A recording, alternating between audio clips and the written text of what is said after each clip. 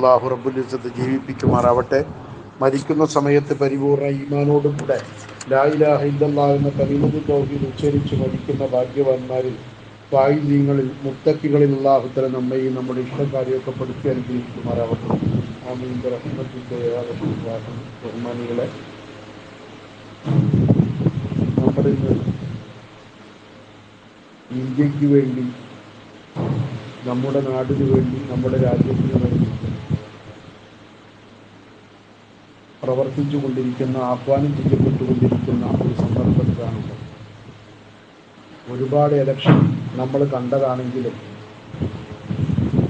ഇതുപോലെ സമുദായ നേതാക്കളിൽ നിന്നും സമുദായ സംഘടനകളുടെ തലപ്പത്തിരിക്കുന്നവരിൽ നിന്നുമൊക്കെ ഇത്രമാത്രം വോട്ടിന് പ്രോത്സാഹനവും പ്രചോദനവും നൽകപ്പെട്ട ഒരു ഇലക്ഷൻ ഇതിൻ്റെ മുമ്പ് നൽകിയിട്ടില്ല, ഉണ്ടായിട്ടില്ല എന്നത് ഒരു യാഥാർത്ഥ്യമാണ്. ഇവിടെ നമ്മുടെ പ്രധാനപ്പെട്ട വിഷയം നമ്മൾ ജീവിക്കുന്ന ഈ നാട്ടിലെ സ്വാതന്ത്ര്യവും ജനാധിപത്യവും മതേതരത്വവും ഒക്കെ നിലനിർത്തപ്പെടുക, അടുത്ത തലമുറയ്ക്കും ഈ രാജ്യം ഇതേപോലെ തന്നെ ജീവിക്കാൻ അവസരമുള്ള രാജ്യമായി തീരുക എന്ന ഉദ്ദേശത്തോടുകൂടെ നമ്മുടെ രാജ്യത്തിൻ്റെ പാരമ്പര്യം കാത്തു സൂക്ഷിക്കാനുള്ള അധ്വാനത്തിലാണ്, പരിശ്രമത്തിലാണ് ഇന്ത്യയിലെ മതനിരപേക്ഷ കക്ഷികളും ഇടതുപക്ഷ കക്ഷികളും അതേപോലെ ഹിന്ദുത്വ കക്ഷികളല്ലാത്ത മറ്റുള്ള എല്ലാ വിഭാഗം ആളുകളും ഈ ഒറ്റ ലക്ഷ്യത്തിന് വേണ്ടിയാണ് ഇന്ന് പരിശ്രമിച്ചുകൊണ്ടിരിക്കുന്നത്. നമുക്കൊക്കെ അറിയാം, ഈ രാജ്യത്തിന് വലിയ ഒരു പാരമ്പര്യമുണ്ട്. നമ്മുടെ രാജ്യം വലിയ ഒരു പാരമ്പര്യമുള്ള രാജ്യമാണ്. നമുക്കറിയാവുന്നതുപോലെ ആദിമ മനുഷ്യനായ ആദം നബി അലൈഹിസ്സലാം ജീവിച്ച നാടാണ് ഈ നാട് എന്ന് മനസ്സിലാക്കപ്പെടുന്നവരാണ് നമ്മൾ ഓരോരുത്തരും. അത് കഴിഞ്ഞ് നൂഹ് നബി അലൈഹിസ്സലാമിൻ്റെ മകനായ സാമിൻ്റെ സന്താന പരമ്പരയിൽപ്പെട്ട ദ്രാവിഡർ യേശുക്രിസ്തുവിൻ്റെ മുമ്പ് 3780കളിൽ ഇന്ത്യയിലേക്ക് കുടിയേറി പാർക്കുകയും ദ്രാവിഡ വംശം ഇന്ത്യയിൽ വ്യാപകമാക്കുകയും ചെയ്തു. അവർ ഈ രാജ്യത്തിൻ്റെ പാരമ്പര്യവും ഈ രാജ്യത്തിൻ്റെ സംസ്കാരവും വളർത്തിക്കൊണ്ടുവരുന്നതിനായി യൂണിവേഴ്സിറ്റികളും വിദ്യാഭ്യാസ സ്ഥാപനങ്ങളും ആരാധനാലയങ്ങളൊക്കെ സ്ഥാപിച്ച വിദ്യാസമ്പന്നരായ, യോഗ്യരായ, വളരെ സാങ്കേതിക വിദ്യയിൽ ഉയർന്നു നിൽക്കുന്ന ഒരു വിഭാഗമായിരുന്നു അക്കാലഘട്ടത്തിൽ ജീവിച്ചിരുന്ന ദ്രാവിഡന്മാരെന്ന് പിന്നീട് ഇന്ത്യ ഉപഭൂഖണ്ഡത്തിൽപ്പെട്ടിരുന്ന പഴയ ഇന്ത്യയിൽപ്പെട്ട പ്രദേശങ്ങളായ മോഹൻജദാരോയിലും ഹാരപ്പയിലുമൊക്കെ നടത്തിയ ഖനനങ്ങളിലൂടെ കണ്ടെടുക്കപ്പെട്ട പുരാവസ്തുക്കളിൽ നിന്ന് ശാസ്ത്രജ്ഞന്മാർ അനുമാനിക്കപ്പെടുന്നുമുണ്ട്. അത് കഴിഞ്ഞ് വീണ്ടും ഒരു 1000 വർഷം കഴിയുമ്പോൾ BC 2500 നൂഹ് നബിയുടെ മറ്റൊരു മകൻ്റെ മക്കളായ സന്താനങ്ങളായ ആര്യന്മാർ ഇന്ത്യയിലേക്ക് കുടിയേറി പാർക്കുന്നുണ്ട് BC 2500. അത് കഴിഞ്ഞിട്ട് വീണ്ടും BC 326 നമ്മൾ അൽ-കഹ്ഫ് സൂറത്തിൽ പറയുന്ന ദുൽഖർനൈനി എന്ന് പറയുന്ന ഒരു രാജാവിനെ പറ്റി വെള്ളിയാഴ്ച നമ്മൾ ഓതി വരാറുള്ള ആ സൂറത്തിലുണ്ട്. യസ്അലൂനക അൻ ദുൽഖർനൈൻ. ആ ദുൽഖർനൈനിയെ പറ്റി പരിശുദ്ധ ഖുർആൻ പരിചയപ്പെടുത്തുന്നുണ്ട്. അൽ-കഹ്ഫ് സൂറത്തിലെ അവസാനത്തെ 2 പേരുകൾ മൂപ്പരെ പറ്റിയാണ് പറയുന്നത്. ആ ദുൽഖർനൈനി ഗ്രേറ്റ് അലക്സാണ്ടർ എന്ന് ഇംഗ്ലീഷിൽ പറയുന്ന നമ്മൾ പാഠപുസ്തകങ്ങളിൽ പഠിച്ച അലക്സാണ്ടർ ചക്രവർത്തിയാണ് ആ ദുൽഖർനൈനി എന്നാണ് മഹാന്മാരായ ചരിത്ര പണ്ഡിതന്മാർ ഇബ്നു കസീറിനെ പോലുള്ള ആളുകൾ അൽ-ബിദായത്തും വൻ-നിഹായയിലും ഒക്കെ രേഖപ്പെടുത്തിയിരിക്കുന്നത്. ഏതായാലും ആ ദുൽഖർനൈനി BC 326 ഇന്ത്യയിൽ വന്നിട്ടുണ്ട്, ഇന്ത്യയെ ആക്രമിച്ചിട്ടുണ്ട് എന്ന് പറയപ്പെടുന്നു.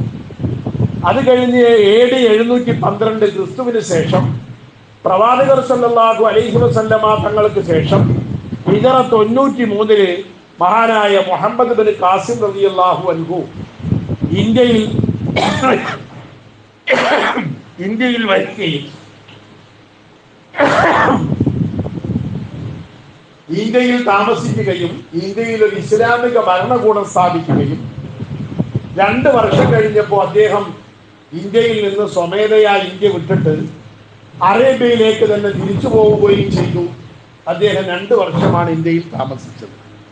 പക്ഷേ 2 കൊല്ലം കൊണ്ട് തന്നെ ഇന്ത്യക്കാരായ ഹിന്ദുക്കളുടെ സ്നേഹം മുഴുവൻ ഏറ്റുവാങ്ങിയ അദ്ദേഹം പോയപ്പോൾ സങ്കടം സഹിക്കവയ്യാതെ അദ്ദേഹത്തിന്റെ രൂപമുള്ള പ്രതിമയുണ്ടാക്കി അമ്പലത്തിൽ വെച്ച് ആരാധിച്ചവരാണ് ഇന്ത്യക്കാർ. മുഹമ്മദ് ബിൻ ഖാസിം റളിയല്ലാഹു അൻഹു പ്രഗത്ഭനായ ഒരു പണ്ഡിതനാണ്, ഇസ്ലാമിക പണ്ഡിതനാണ്, ഇസ്ലാമിക പ്രബോധകനാണ്, മിഷണറിയാണ്. അദ്ദേഹം ഇവിടുന്ന് പോയ സങ്കടം സഹിക്കാതെ ഹിന്ദുക്കള് അദ്ദേഹത്തിന്റെ പ്രതിമയുണ്ടാക്കി അമ്പലത്തിൽ സ്ഥാപിച്ച് അതിനെ ആരാധിച്ചവരാണ് ഇന്ത്യക്കാർ. അത്രമാത്രം സ്നേഹവും അത്രമാത്രം കാരുണ്യവും അത്രമാത്രം മാനവികതയുമാണ് ഇവിടുത്തെ ഹിന്ദുക്കൾക്ക് ഉണ്ടായിരുന്നത്. അത് നമ്മൾ തിരിച്ചറിയേണ്ട ഒന്നാണ്. അതാണ് പുരാതന ഹിന്ദുക്കളുടെ സംസ്കാരം എന്ന് പറയുന്നതും അത് തന്നെയാണ്. അങ്ങനെ ഏതുമാവട്ടെ, അങ്ങനെ ആ സാഹോദര്യബോധം ഇവിടെ നിലനിൽക്കുകയും 1010 മുഹമ്മദ് ഗസനിയും 1591 ഇംഗ്ലീഷുകാരും ഒക്കെ ഇന്ത്യയിലേക്ക് കുടിയേറി പാർത്തു. ഡച്ചുകാരും മറ്റുമൊക്കെ വന്ന് അധികാരം സ്ഥാപിച്ചു. അവരെയൊക്കെ സ്വീകരിക്കാൻ മാത്രം വിശാലത അക്കാലഘട്ടത്തിലെ ഹിന്ദുക്കൾ കാണിച്ചിട്ടുണ്ട്. ഈ രാജ്യത്തിന്റെ പുരോഗതി ഇന്ന് കാണുന്നതൊക്കെ അവരുണ്ടാക്കി വെച്ചതാണ്. ഇന്ന് ആഗസ്റ്റ് 15 അല്ലെങ്കിൽ റിപ്പബ്ലിക് ജനുവരി 26 റിപ്പബ്ലിക് ഡേക്കൊക്കെ നമ്മുടെ പ്രധാനമന്ത്രിയോ പ്രസിഡന്റോ ഒക്കെ കയറി നിന്നിട്ട് രാജ്യത്തെ അഭിസംബോധന ചെയ്യുന്ന ചെങ്കോട്ട എന്ന് പറയുന്നത് അവരുണ്ടാക്കിയതാണ്. വിദേശികളായ ഭരണാധികാരികൾ ഉണ്ടാക്കിയതാണ്, മുഗളന്മാരുണ്ടാക്കിയതാണ്. അല്ലാതെ പുതിയതായ ഒന്നും ഇവർക്ക് ഉണ്ടാക്കാൻ കഴിഞ്ഞിട്ടില്ല. അവരുണ്ടാക്കി തകർത്തു എന്നതാണ് ഇവർക്കുള്ള അഭിമാനം. അങ്ങനെയുള്ള ഒരു ഭരണകൂടങ്ങളാണ്, പല ഭരണകൂടങ്ങളാണ് നമ്മുടെ ഇന്ത്യയിൽ പല കാലങ്ങളിൽ താമസിച്ചു വന്നത്. ഏതായാലും ഇംഗ്ലീഷുകാർ ഇവിടെ വന്നത് കച്ചവടത്തിനാണെങ്കിലും ഈ രാജ്യത്ത് നിന്ന് കടത്താൻ തുടങ്ങിയപ്പോ 1803 ഡൽഹി പണ്ഡിത സഭയിലെ കാരണവരായ ഷാ അബ്ദുൽ അസീസ് ദഹ്ലവി റളിയല്ലാഹു അൻഹു തങ്ങൾ ഒരു ഫത്വ ഇറക്കി. ഇന്ത്യ ദാറുൽ ഇസ്ലാമാണെന്നും ഇവിടെ വലിഞ്ഞു കയറി വന്നിരിക്കുന്ന ഇംഗ്ലീഷുകാര് ഈ രാജ്യത്തെ അടക്കി ഭരിക്കുന്നത് അതിക്രമമാണെന്നും അതുകൊണ്ട് ഇംഗ്ലീഷുകാരോട് യുദ്ധം ചെയ്യൽ മുസ്ലിമീങ്ങൾക്ക് ഫർദ് കിഫായയാണെന്നും ഷാ അബ്ദുൽ അസീസ് ദഹ്ലവി റളിയല്ലാഹു അൻഹു ഒരു മൂല്യരല്ല, ഒരുപാട് കിതാബുകൾ രചിച്ച വലിയ പണ്ഡിതനാണ്. ഡൽഹിയിലെ മൗലാന ആസാദ് മെഡിക്കൽ കോളേജിന്റെ പിൻഭാഗത്തുള്ള ജാമിയ റഹീമിയ ക്യാമ്പസിന്റെ ഉള്ളിലുള്ള പള്ളിയുടെ മുറ്റത്താണ് അദ്ദേഹത്തിന്റെ ഖബർ. ഞാൻ അദ്ദേഹത്തെ സിയാറത്ത് ചെയ്തിട്ടുണ്ട്. അല്ലാഹു തആല അദ്ദേഹത്തോടു കൂടെ നമ്മയും സ്വർഗ്ഗലോകത്ത് ഒരുമിച്ച് കൂട്ടുമാറാവട്ടെ. വലിയ പണ്ഡിതന്മാരായിരുന്നു അവരൊക്കെ. ഷാ അബ്ദുൽ അസീസ് ദഹ്ലവി റളിയല്ലാഹു അൻഹു തങ്ങള്. അത് കഴിഞ്ഞ് വീണ്ടും 1857 ആകുമ്പോ മീററ്റിൽ സിപ്പാഹി ലഹള പൊട്ടിപ്പുറപ്പെടുന്നു.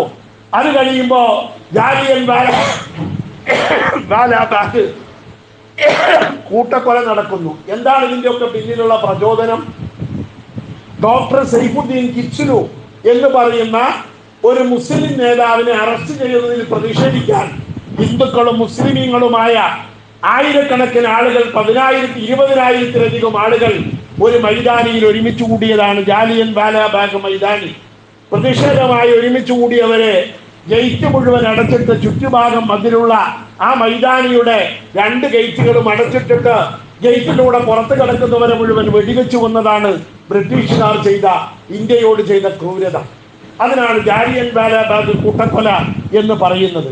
കാരണം എന്താ?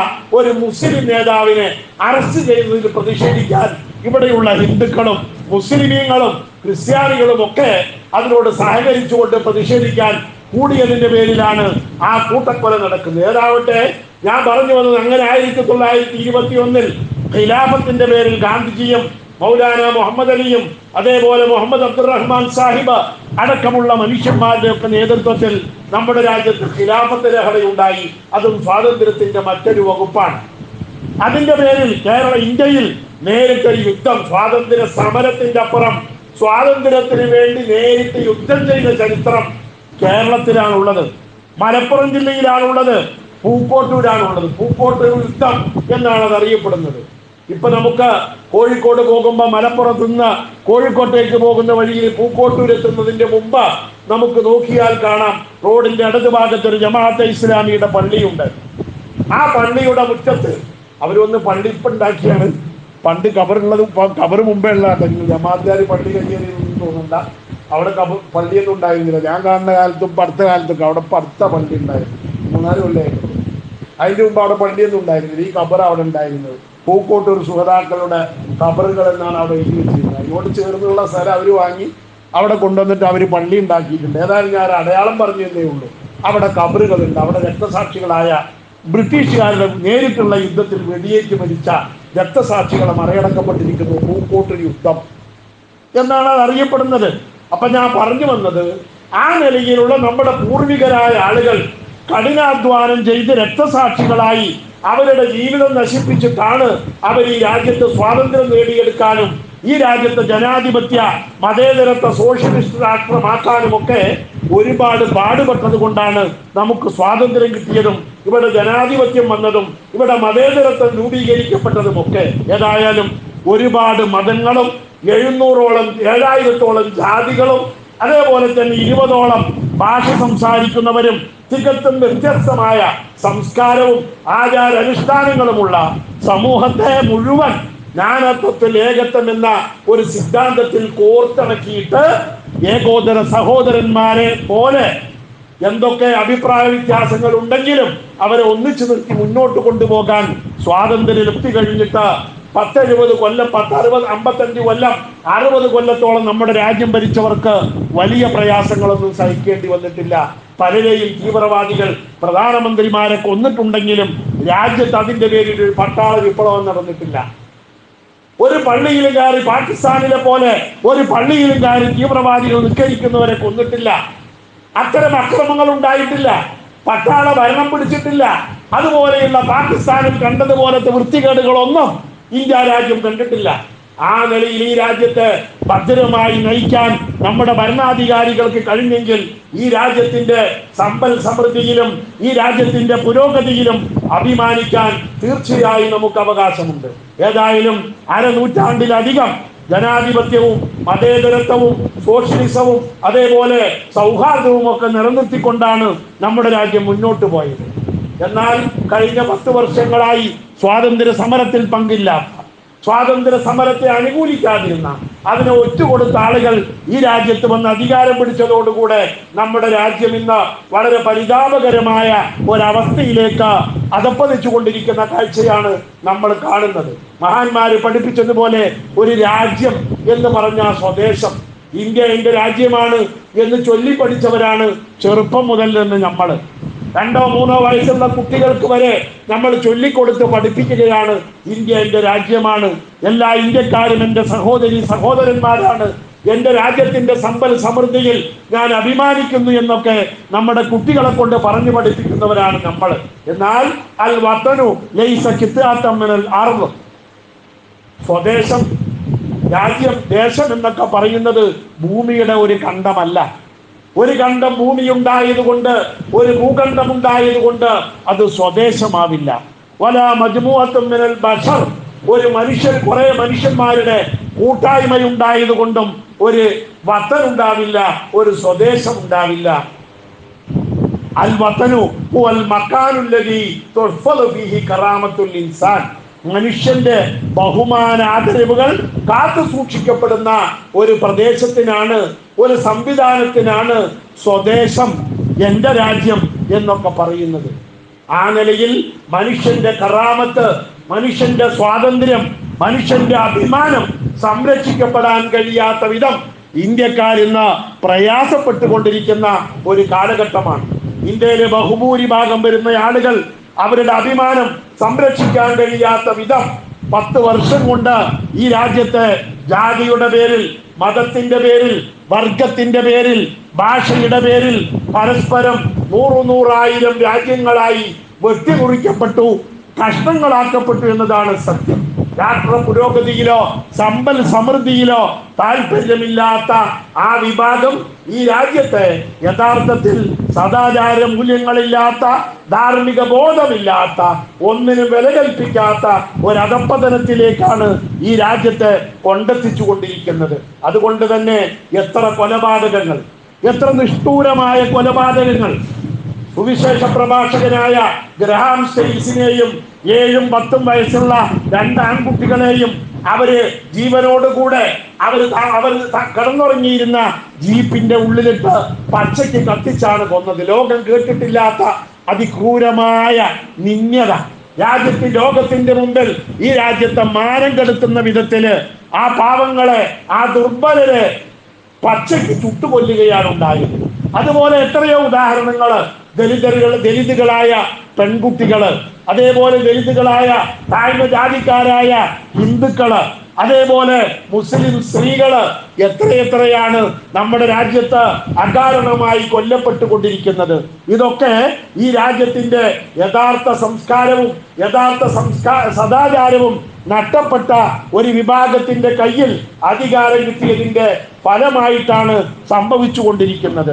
അതുകൊണ്ട് തന്നെ നമ്മളെ സംബന്ധിച്ചിടത്തോളം ഈ രാജ്യം നിലനിൽക്കുക എന്നത് നമ്മുടെ ആവശ്യമാണ്. ഇവിടെ മനുഷ്യന് ജീവിക്കാൻ പറ്റാത്ത വിധം അതിനിഷ്ഠൂരമായ കൊലപാതകങ്ങള്, സ്വൈര ജീവിതം തകർക്കുന്ന പ്രയാസങ്ങള് ഒരുപാട് നമ്മുടെ രാജ്യത്തുണ്ട്. ഇതൊന്നും പറഞ്ഞറിയിക്കേണ്ട ആവശ്യമുണ്ടെന്ന് തോന്നുന്നില്ല. ഏതായാലും അങ്ങനെയുള്ള അവസ്ഥ വന്നതോടുകൂടെ ജനങ്ങള് ഇന്ന് വെപ്രാളത്തിലാണ്, പേടിയിലാണ്, ഭയപ്പാടിലാണ്, എല്ലാവരും പ്രയാസങ്ങളിലാണ്. ചികിത്സ ലഭിക്കാതെ മരണപ്പെട്ടു പോകുന്നവർ, ഓക്സിജൻ കിട്ടാതെ മരണപ്പെട്ടു പോകുന്ന കുട്ടികൾ നമ്മൾ എത്രയോ വായിച്ചതാണല്ലോ. അങ്ങനെ നമ്മുടെ രാജ്യം ഇന്ന് ലോകത്തിന്റെ മുമ്പിൽ വളരെ പരമദയനീയമായി നിന്ദിക്കപ്പെടുമാറ്, അപമാനിക്കപ്പെടുമാറ് മോശമാകുന്നൊരവസ്ഥ നമുക്ക് വന്നിരിക്കുന്നു. ദാരിദ്ര്യം അതിന്റെ പരമകാട്ടയിലെത്തിയിട്ട ലോകത്തെ ദരിദ്ര രാഷ്ട്രങ്ങളുടെ 117-ാം സ്ഥാനത്തേക്ക് നമ്മൾ തള്ളപ്പെട്ടിരിക്കുന്നു. നമ്മൾ അഫ്ഗാനിസ്ഥാൻ എന്ന് പറയുന്ന, അല്ലെങ്കിൽ ബംഗ്ലാദേശ് എന്ന് പറയുന്ന പരമദരിദ്ര രാഷ്ട്രത്തെക്കാളും പുറകിലാണ് പട്ടിണിയുടെ കാര്യത്തിൽ. അതിലേറെ പട്ടിണിയാണ് നമ്മൾ ഇന്ന് അനുഭവിക്കുന്നത്. ഈ നിലയിൽ നമ്മുടെ രാജ്യത്തിന്റെ സമ്പൽ സമൃദ്ധിയും നമ്മുടെ ഗുണങ്ങളും എല്ലാം ഒരു വിഭാഗം ഏതാനും ചില കോടീശ്വരന്മാർക്ക് മുമ്പിൽ അടിയറവ് വയ്ക്കപ്പെട്ടതിന്റെ ഫലമായി വളരെ മോശമായ ഒരു അവസ്ഥയിലേക്ക് നമ്മൾ ഇന്ന് മാറിക്കൊണ്ടിരിക്കുകയാണ്. ചേരിയിൽ താമസിക്കുന്ന ദരിദ്ര പേക്കോലങ്ങളെ കണ്ണിൽ പെടാതിരിക്കാനും ദലിതുകളുടെ ഐത്തം വരാതിരിക്കാനും മതിൽ കെട്ടി മറയ്ക്കുന്ന ഒരു ഭരണാധികാരിയാണ് ലോകത്തുള്ളത്.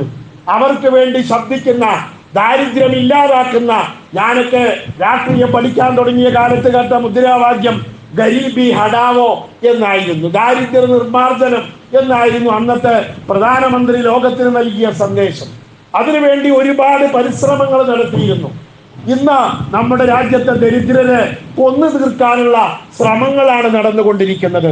അവരുടെ ദാരിദ്ര്യം ഇല്ലാതാക്കാനോ പട്ടിണി ഇല്ലാതാക്കാനോ ഇവിടെ ആരും പരിശ്രമിക്കാത്ത വിധം ഒരുപാട് വൃത്തികേടുകൾ നമ്മുടെ രാജ്യത്തേക്ക് എത്തിക്കൊണ്ടിരിക്കുന്നു.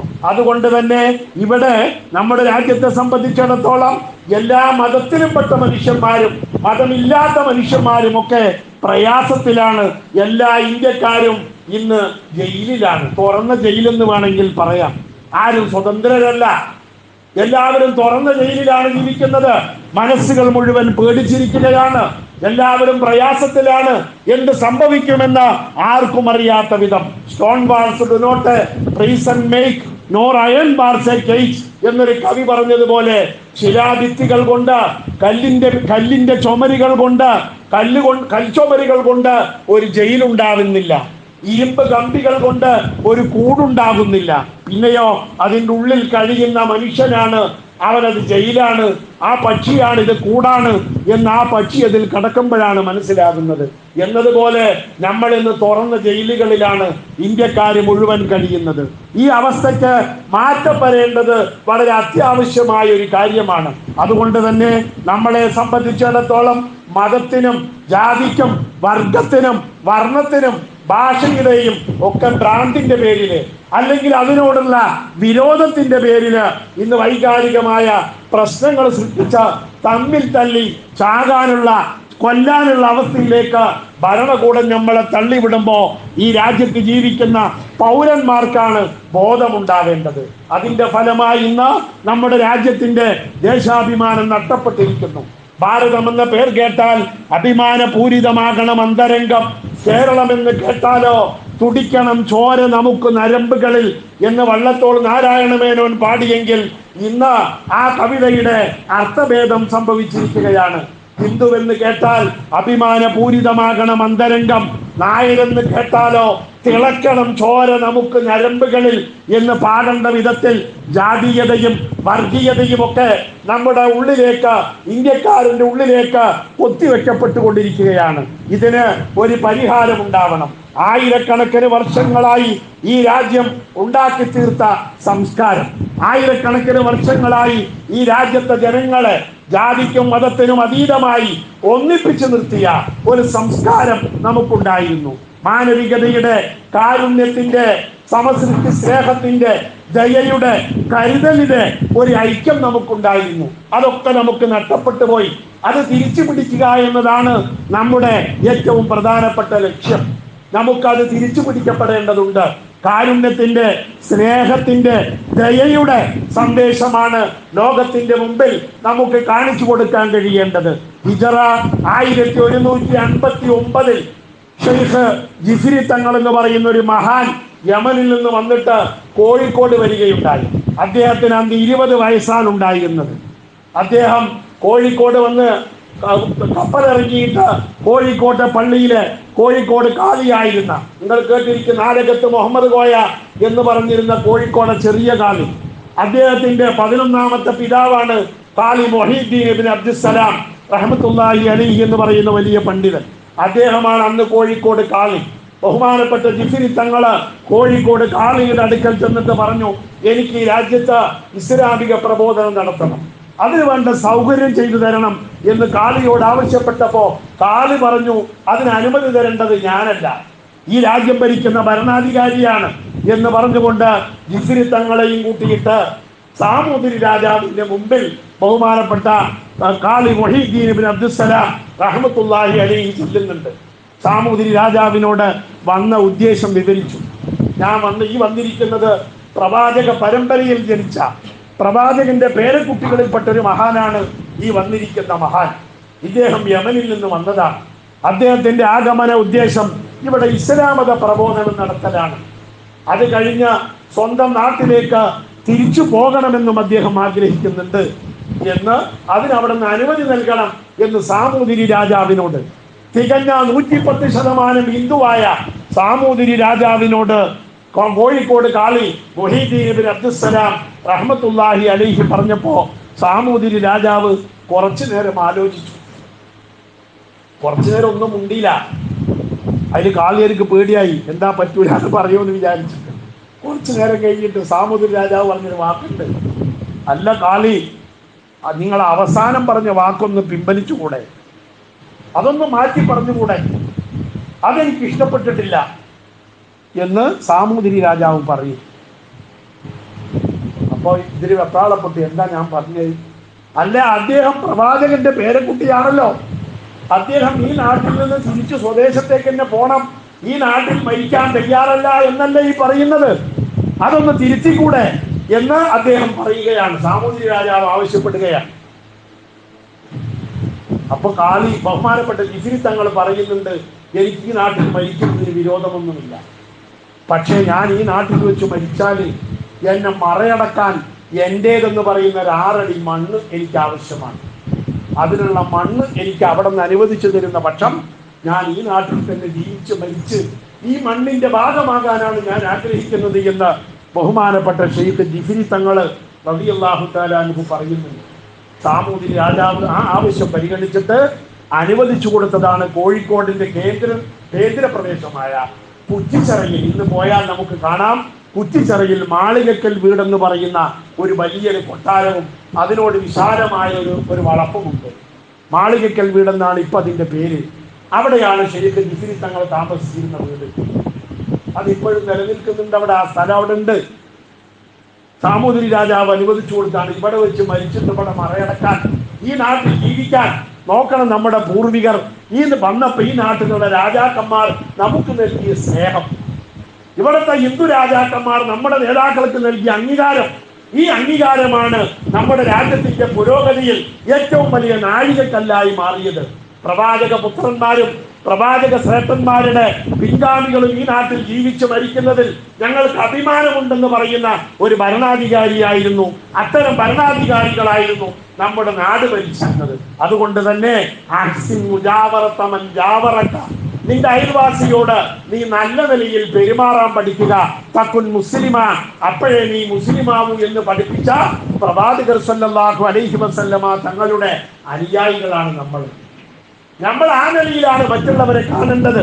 അങ്ങനെയാണ് ഇവിടെ ഇസ്ലാം പ്രചരിക്കപ്പെട്ടത്, അങ്ങനെയാണ് ഇവിടെ ഇസ്ലാം സ്വീകാര്യമായി മാറിയതും. അതുകൊണ്ട് തന്നെ സെയിന്റ് അഗസ്റ്റിൻ എന്ന് പറയുന്ന ക്രിസ്തീയ മിഷണറി പറഞ്ഞതുപോലെ ധർമ്മബോധത്തിൽ എടുക്കപ്പെടാത്ത ഒരു ഭരണകൂടം അത് തസ്കരന്മാരുടെ ഒരു വലിയ തസ്കര സംഘമാണ് എന്നാണ് സെയിന്റ് അഗസ്റ്റിൻ പറഞ്ഞത്. ഒരു ഭരണകൂടത്തിന് ഉണ്ടാവേണ്ടത് ധാർമ്മിക ബോധമാണ്. ധർമ്മബോധമില്ലാത്ത ഭരണകൂടം വലിയൊരു കൊള്ള സംഘമാണ് എന്ന് സെയിന്റ് അഗസ്റ്റിൻ പറഞ്ഞതുപോലെ നമ്മുടെ രാജ്യം ഇന്ന് ഭരിക്കുന്നത് വലിയ ഒരു കൊള്ള സംഘമായി മാറിയിരിക്കുകയാണ്. അവരെ സംബന്ധിച്ചിടത്തോളം അവരുടെ ഇഷ്ടക്കാർക്ക് അവർ വാരിക്കോരി കൊടുക്കുന്നുണ്ട്, അവരുടെ ഇഷ്ടക്കാർക്ക് വേണ്ടതൊക്കെ നൽകുന്നുണ്ട്, ബാങ്കുകൾ കോടികൾ നൽകുന്നുണ്ട്, എന്നിട്ട് അവർ മുങ്ങുന്നുണ്ട്, അതൊക്കെ എഴുതി തള്ളുന്നുണ്ട്. അതിന്റെ പുറമെ അവർക്ക് വേണ്ടി വിമാനത്താവളങ്ങളും അവർക്ക് വേണ്ടി ഷിപ്പ്യാർഡുകളും അവർക്ക് വേണ്ടി പൊതുമേഖലാ സ്ഥാപനങ്ങളൊക്കെ വിറ്റ് തുലയ്ക്കുന്നുണ്ട്. എല്ലാം രാജ്യത്ത് ഒറ്റുകൊടുക്കുന്ന ധർമ്മബോധമില്ലാത്ത ഒരു ഭരണകൂടം ഭരിക്കാൻ തുടങ്ങിയതിന്റെ ഫലമായിട്ടാണ് ഈ രാജ്യം ഇങ്ങനെ ആയത്. അതുകൊണ്ട് ധർമ്മബോധമുള്ള ഭരണകൂടങ്ങളാണ് രാജ്യത്തെ ഭരിക്കേണ്ടത്, രാഷ്ട്രീയമുള്ളവരല്ല. രാഷ്ട്രീയക്കാരൻ മാത്രമായാൽ പറ്റൂല, ധർമ്മബോധം വേണം ഒരു രാഷ്ട്രീയക്കാരന്. അതുകൊണ്ടാണ് ഗാന്ധിജി പറഞ്ഞത്, for me there are not politics divide of religion. മതമില്ലാത്ത ഒരു രാഷ്ട്രീയം എനിക്ക് സങ്കല്പിക്കാൻ കഴിയില്ല. ധർമ്മബോധമില്ലാത്ത രാഷ്ട്രീയം അതാണ് ഈ രാജ്യത്തെ നശിപ്പിച്ചത്. ധർമ്മബോധമില്ല, ഭരണാധികാരികൾ വെറും ചതിയന്മാരും വഞ്ചകന്മാരും വേഷം കെട്ടികളും വോട്ട് കിട്ടാൻ വേണ്ടി വേഷം കെട്ടുന്ന തെമ്മാടികളുമായി മാറിയതിന്റെ ഫലമായിട്ടാണ്. കഴിഞ്ഞ ദിവസം ആരോ സാമൂഹിക മാധ്യമങ്ങളിൽ പങ്കുവച്ചെന്ന് കണ്ടോടാ, സുരേഷ് ഗോപി പോലും നിൽക്കാൻ തുടങ്ങി, എന്നിട്ട് നീ നന്നായില്ലല്ലോ എന്നാരോ ഒക്കെ പ്രചരിപ്പിച്ചതുപോലെ നമ്മളും ആലോചിക്കേണ്ടതാണ്. സുരേഷ് ഗോപി പോലും പൊതുണ്ടാക്കാനും നോമ്പ് തുറക്കാനൊക്കെ തുടങ്ങിയിട്ടും നമ്മളിപ്പോൾ അവിടേക്ക് എത്തിയിട്ടില്ല. പൊത്തുബോധം അറിയാത്തത് കൊണ്ടായിരിക്കും മുമ്പ് പൊത്തുബോധാത്തത്. അത്രമാത്രം ലോകം മാറുന്ന ഒരു ഇലക്ഷന്റെ പേരില്. പക്ഷെ എന്നിട്ടും നമ്മൾ ആലോചിക്കുക, അതുകൊണ്ട് തന്നെ ധർമ്മബോധമില്ലാത്ത പൊളിറ്റിക്സ് തിറപ്റ്റ് ഓഫ് റിലിജൻ ആറ് ഡെത്ത് ട്രാപ്പ്. ഗാന്ധിജി പറഞ്ഞു, ധർമ്മബോധമില്ലാത്ത ഒരു ഭരണകൂടം എന്ന് പറയുന്നത്, അത് ധർമ്മബോധമില്ലാത്ത രാഷ്ട്രീയം എന്നെ സംബന്ധിച്ചിടത്തോളം അതൊരു മരണക്കെണിയാണ്. അതിന്റെ ആത്മാവിനെ കൊല്ലുന്നതാണ് എന്ന് ഗാന്ധിജി പറഞ്ഞതുപോലെ ഇന്ന് ആത്മാവില്ലാത്ത, ധർമ്മബോധമില്ലാത്ത, ആത്മാവ് നഷ്ടപ്പെട്ട മതമാണ് ഫാസിസ്റ്റുകളെ നയിക്കുന്നത്. അതുകൊണ്ട് നമ്മളെ സംബന്ധിച്ചിടത്തോളം വലിയ ഉത്തരവാദിത്തം ഉണ്ടാവേണ്ടതാണ്. അതുണ്ടെന്ന് പറയാൻ എനിക്ക് കഴിയുന്നില്ല. ഒരു വോട്ട് ചെയ്തത് കൊണ്ട് മാത്രം ആ ബാധ്യത നമുക്ക് തീരുന്നില്ല. നമ്മളൊന്ന് ആലോചിക്കണം. നമ്മൾ മനസ്സിൽ തട്ടി ആരെങ്കിലും, നിങ്ങളുടെ മനസ്സിൽ തട്ടിയിട്ട് ഇന്നേ വരെ നിങ്ങൾ ആരെങ്കിലും ഈ അപകടത്തിൽ നിന്നും രക്ഷപ്പെടുത്തണേ തമ്പുരാനെ എന്ന് നിങ്ങൾ ആരെങ്കിലും ഒരു നിസ്കാര ശേഷമോ അല്ലെങ്കിൽ ഉത്തരം കിട്ടാൻ സാധ്യതയുള്ള ഏതെങ്കിലും പ്രാർത്ഥനകളിലോ നിങ്ങൾ പ്രാർത്ഥിക്കുന്നുണ്ടോ? ഇല്ല. ഈ പറയുന്ന പണ്ഡിത നേതാക്കന്മാരോ അല്ലെങ്കിൽ സംഘടനാ നേതാക്കളോ അവരാരും ഒരു നാസിലത്തിന്റെ കുനൂത്ത് ഇതുവരെ ആഹ്വാനം ചെയ്തിട്ടില്ല. ഈ ഭരണകൂടത്തെ നീക്കാൻ വേണ്ടി പ്രാർത്ഥിക്കണമെന്ന ഒരു നേതാക്കൾ നമ്മളോട് ആഹ്വാനം ചെയ്തിട്ടില്ല. എന്തുകൊണ്ടാണിത്? മനസ്സിൽ തട്ടിയിട്ടില്ല.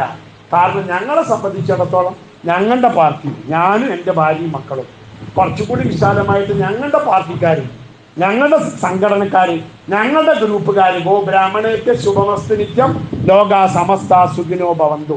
ഞങ്ങൾക്കും ഞങ്ങളുടെ സംഘടനയ്ക്കും സ്വാതന്ത്ര്യം കിട്ടിയാൽ ബാക്കി എല്ലാവർക്കും സുഖമായി, ബാക്കി വലിയ പൊയ്ക്കോട്ടെ എന്ന് കാണുന്ന ഒരു കാഴ്ചപ്പാടിലേക്ക്, ആ കാഴ്ചപ്പാടിൽ, ആ സങ്കുചിത മനസ്ഥിതിയിൽ ഇപ്പോഴും സംഘടനകൾ, നമ്മുടെ നേതാക്കൾ, നമ്മുടെ മതസംഘടനകൾ സങ്കുചിതമായി ചിന്തിക്കുന്ന കാഴ്ചപ്പാട് മാറിയിട്ടില്ല. അള്ളാഹു നമുക്ക് നല്ല ബോധം തരുമാറാവട്ടെ. അതുകൊണ്ട് നമ്മൾ പ്രാർത്ഥിക്കുക. മറ്റുള്ളവരെ കുറ്റം പറഞ്ഞിട്ട് കാര്യമില്ല. നമ്മൾ ദ്വാരക്കണം, എപ്പോഴും ദ്വാരക്കണം. അള്ളാഹുമ്മ ഞാനൊക്കെ ദ്വാരക്കുമ്പോൾ നിങ്ങൾ ആമീൻ പറയുന്നത് ഞാൻ ശ്രദ്ധിക്കാറുണ്ട്. നിങ്ങൾക്ക് ദ്വാരക്കണമെന്ന് ആഗ്രഹമുള്ളത് കൊണ്ടാണ്. പക്ഷേ മലയാളത്തിൽ ദ്വാരുന്നാ മതിയല്ലോ. അള്ളാഹുവേ, ഈ ദുഷ്ടഭരണാധികാരിയിൽ നിന്ന് ഞങ്ങളെ നീ രക്ഷപ്പെടുത്തണേ തമ്പുരാനെ എന്ന് ദ്വാരക്കാൻ ഖുർആൻ പഠിപ്പിച്ചിട്ടുണ്ട്, ഹദീസുകൾ പഠിപ്പിച്ചിട്ടുണ്ട്. ആ ദുആയാണ് നമ്മൾ ദ്വാരക്കേണ്ടത്. ഇനിയും നമ്മൾ ദ്വാരന്നുകൊണ്ടിരിക്കണം. എന്തൊക്കെ പരീക്ഷണങ്ങൾ വന്നാലും ദുആ വലിയൊരു ആയുധമാണ്. അതുകൊണ്ട് തന്നെ നമ്മുടെ ഉള്ള് നന്നാവേണ്ടതുണ്ട്, നമ്മുടെ സമുദായം നന്നാവേണ്ടതുണ്ട്, നമ്മുടെ സമൂഹം നന്നാവേണ്ടതുണ്ട്, അതുപോലെ രാജ്യം നന്നാവേണ്ടതുണ്ട്.